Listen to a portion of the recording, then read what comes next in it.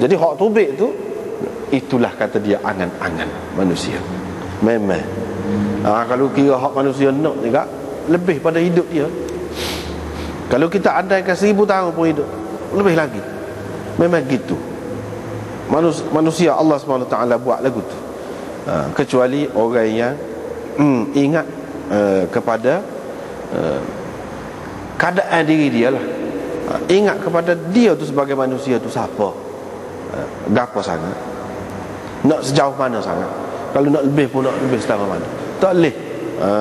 Kalau dia ingat gitu, maka dia adalah perancangan, adalah kira-kira, tidak ada banyak angan-angan sangat. Adalah ke mana? Dah umur kita tahu dah pendek, kita fikirlah nak isi tu gapo. Dah kita tahu dah lepas mati ni ada kira-kira, kita kena beringatlah. Jangan sampai kita buat sesuatu yang menyebabkan jadi susah kita dalam menghadapi kira-kira kita tu. Dah kita tahu ada azab kubur dan sebagainya, kita kena beringat. Sepatutnya gitu. Kena buat kepada dia. Dah kita tahu dah amalan kita ni akan habis. Bila kita mati habis. Kalau tidak habis lagu mana? Hak tidak habis, hak tidak putus. Tahu dah, buatlah. Tu ya. Itulah orang yang bijaksana. Itulah orang yang bijaksana yang Nabi SAW kata. Iaitu orang yang fikir hidup dia ni untuk hak akan datang. Itulah al-kayyis. Nabi kata orang yang bijaksana, iaitu orang yang fikir hari ni untuk akan datang. Hak akan datang semestinya kalau dalam dunia ni pun akan datang juga. Hak akan datang semestinya, hak tidak putusnya selepas mati. Orang yang fikir hak tu, gapo dia?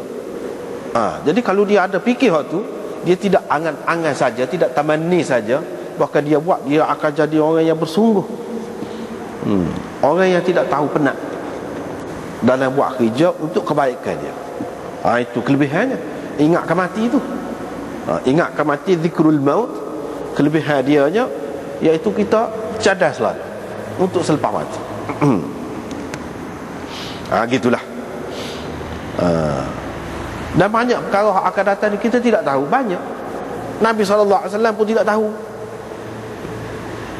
Kalau kita kata kita nak buat ni, banyak lagi lah rancangan. Kita nak buat rumah, ada dah rumah pun kita nak buat rumah besar lagi. Tu hak akan datang. Kita tak tahu esok dah nak mati. Kita tak tahu. Kita kata nak gini. Kita tidak tahu harta itulah yang menyebabkan kita jadi sesak parah. Tak tahu. Dengan sebab itulah dia kena serah kepada Allah Subhanahu Wa Taala. Sekiranya molek, Allah Subhanahu Wa Taala builah kita. Kalau nak rezeki yang baik, Allahumma rzuqni rizqan halalan tayyiban mubarakah. Misalnya, minta lagu tu. Jangan minta rezeki saja, umur panjang saja. Minta rezeki yang baik, halal. Banyak tak apa, muwassa'an, luah, biar banyak, mubarakah, tetapi diberkati, biar ada keberkatan. Minta lagu tu. Minta dengan Allah. Jangan terlalu bergantung dengan diri kita.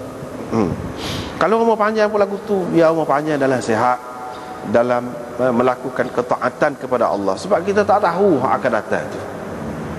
Jangan diminta, jangan dipikir nak akan datang saja. Kita tak tahu baik atau tidak baik untuk kita. Inilah sabda Nabi SAW, kalau aku tahu urusanku yang akan datang, seperti aku tahu yang telah lalu, yang telah berlalu. Hak kita sendiri kita tahulah. Kemarin gapo kita buat, kemarin dulu gapo. Hak akan datang tak tahulah. Nabi SAW pun kata lagu tu. Kalau lah aku tahu akan datang, suku hak tahu hak lepas dah. Banyak perkara lah aku tidak buat gini, aku tidak buat gini. Maknanya ini menunjukkan bahawa Nabi SAW ini adalah manusia, hamba Allah, dan dia tidak tahu kecuali apa yang Allah SWT bagi tahu kepada dia. Tidak semena-mena ikut suka hati dia nak tahu, dia boleh tahu. Tak, dia tidak tahu. Dan dia tidak ngada-ngada, pura-pura, tidak. Memang sungguh dia tidak tahu. Memang sungguh dia tidak tahu. Banyaklah hadis yang seumpama ini. Tapi kita kena beringat, ada pula golongan Islam lah yang mengaku Islam. Dia kata Nabi ni tahu belaka. Nabi tahu belaka, bukan setakat tahu belaka, Nabi nampak belaka ni lah ni, walaupun dia mati. Dia tahu belaka berlaku dalam dunia. Dia tahu belaka. Jadi penting sangat dia tahu tu. Ini ajaran yang sesat juga, tak betul.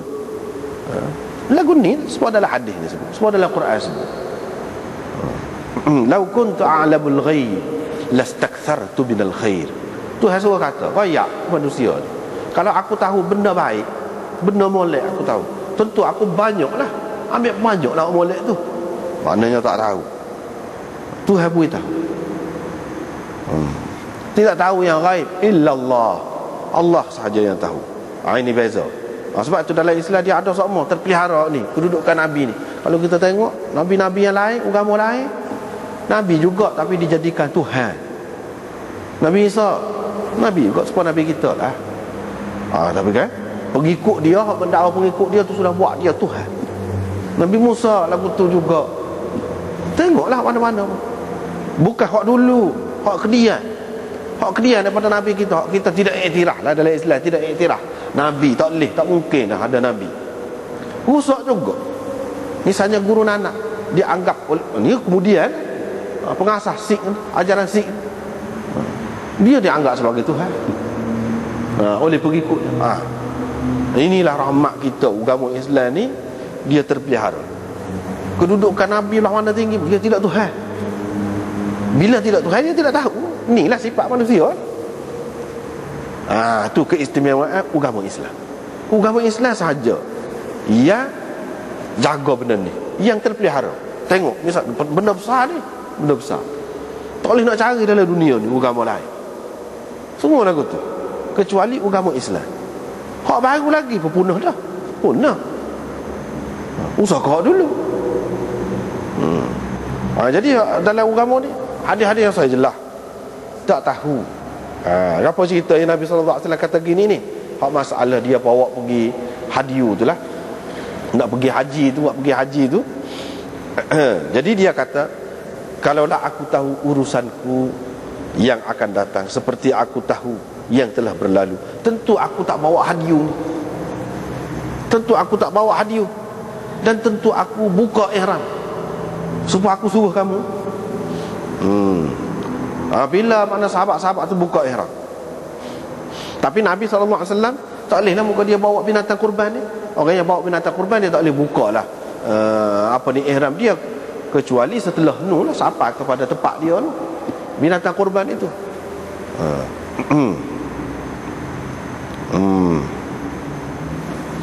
Sampai sana. Kalau selagi tidak sampai sana tak boleh.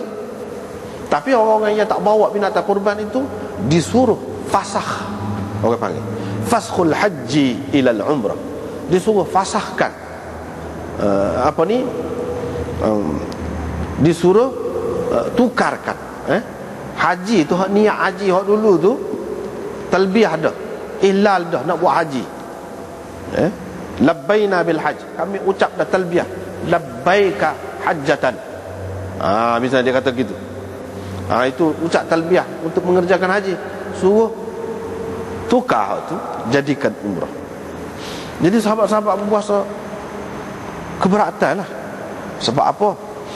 Nabi SAW sendiri buat haji, kita pula buat haji juga asalnya.